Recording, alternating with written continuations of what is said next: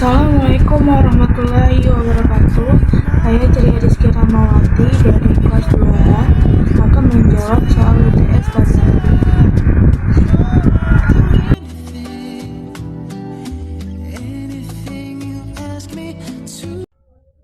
Perbedaan esensiasi antara konsep Al-Quran dan hadis terletak pada sumber dan kedudukan Al-Quran. Merupakan wahyu langsung dari Allah SWT diturunkan kepada Nabi Muhammad SAW melalui malaikat Jibril, sehingga bersifat mutlak dan menjadi sumber hukum utama dalam Islam.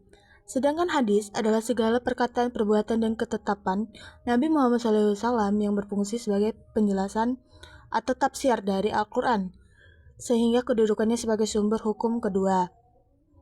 Keduanya saling berkaitan erat dalam pembelajaran di madrasah. Al-Quran memberikan prinsip-prinsip umum ajaran Islam, sementara hadis menjelaskan secara rinci bagaimana prinsip tersebut diterapkan dalam kehidupan sehari-hari. Misalnya, perintah salat dalam Al-Quran dijelaskan tata caranya melalui hadis dalam proses pembelajaran. Keduanya diajarkan secara terpadu, agar siswa tidak hanya memahami teori, tetapi juga mampu mengamalkan ajaran Islam secara benar dan menyeluruh. Pengertian Al-Quran. Al-Quran adalah kitab suci umat Islam yang berisi wahyu Allah SWT yang diturunkan kepada Nabi Muhammad SAW melalui malaikat Jibril sebagai pedoman hidup manusia. Contoh, ayat tentang keesaan Allah dalam surah Al-Ikhlas yang menegaskan bahwa Allah itu Maha Esa. Kedudukan Al-Quran. Al-Quran memiliki kedudukan sebagai sumber hukum utama tertinggi dalam ajaran Islam. Semua hukum dan aturan dalam Islam harus merujuk pada Al-Quran. Contoh, perintah salat terdapat dalam Al-Quran di ayat Al-Baqarah ayat 43, sehingga menjadi kewajiban sebagai setiap muslim. Fungsi Al-Quran. Al-Quran berfungsi sebagai petunjuk, hidayah, pembeda, furqan, dan pedoman hidup bagi manusia. Contoh, Al-Quran menjelaskan mana yang halal dan haram, seperti larangan minuman khamar. Kemujizatan Al-Quran adalah keistimewaan luar biasa yang menunjukkan bahwa Al-Quran bukan buatan manusia, melainkan wahyu Allah SWT yang diturunkan kepada Nabi Muhammad SAW. Kemujizatan ini tampak dalam keindahan bahasa, kandungan ilmu, kesempurnaan hukum, serta kebenaran berita, baik masa lalu maupun yang akan datang. Kaitannya dengan tujuan Al-Quran.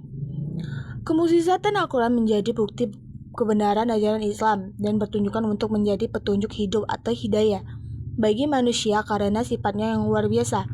Manusia terdorong untuk meyakini, memahami, dan mengamalkan isi Al-Quran. Kaitan dengan sejarah Al-Quran. Al-Quran diturunkan secara bertahap selama 23 Masehi tahun sesuai dengan kondisi dan peristiwa yang dihadapi Nabi Muhammad SAW dan umatnya. Proses ini menunjukkan kemujizatan Al-Quran karena ayat-ayatnya tetap konsisten, tidak bertentangan dengan relevan sepanjang waktu. Contoh, seperti bahasa, keindahan susunan ayat membuat bangsa Arab tidak mampu menandingi Al-Quran.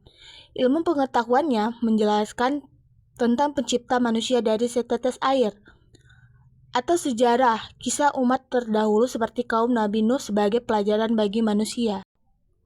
Pokok-pokok ulumul Quran dan metode penafsiran Al-Quran, serta kaitan dengan kehidupan sehari-hari.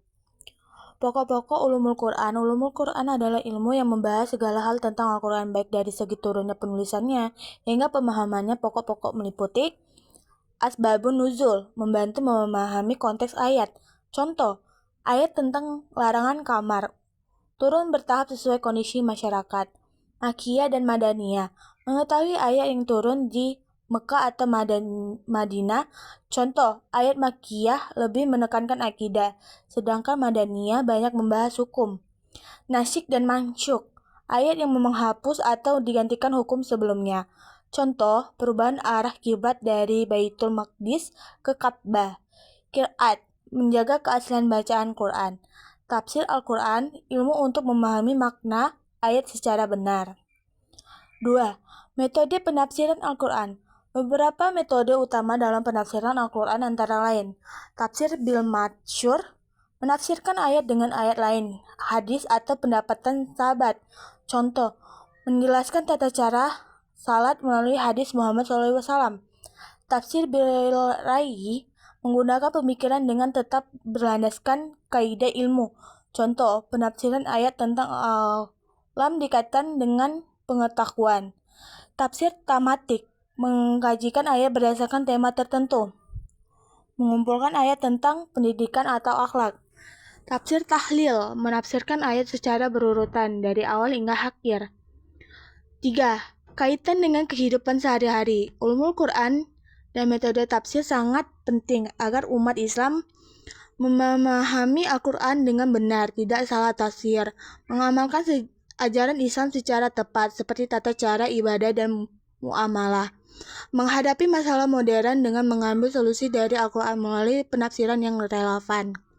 Contoh, dalam kehidupan menjaga kejujuran dalam berdagang, setelah memahami ayat tentang larangan penipu, menjalankan salat dengan benar karena memahami tafsir dan hadis, bersikap sabar dan tawakal setelah memahami ayat tentang ujian hidup.